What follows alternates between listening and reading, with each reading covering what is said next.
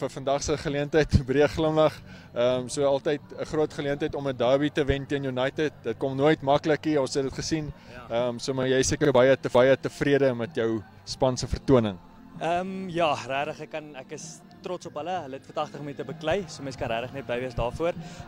Net dankie sê aan United, hulle het 'n game opgesit vandag. Ek dink dis wat die skade wou gehad het. Dit was hard, dit was vinnig, was physical. En ek dink dis hoekom die ouens uitgekom het. So baie dankie aan hulle.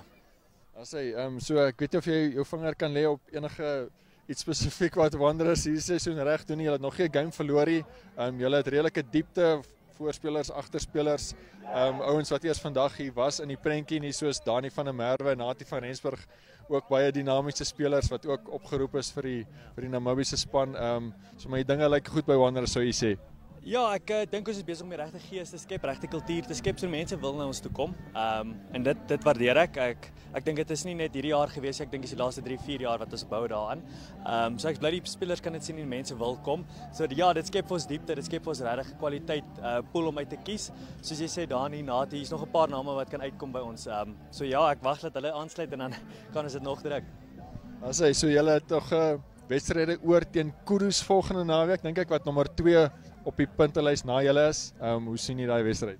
Kudus is altyd moeilik, Kudus daar's nog moeiliker. So ek sien uit daarvoor, ek sien uit vir die challenge.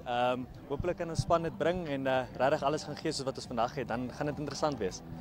Dan eers al seker hier van ons van Wanderers af min of meer. Dankie vir jou tyd. Baie geluk met die wen. Dankie.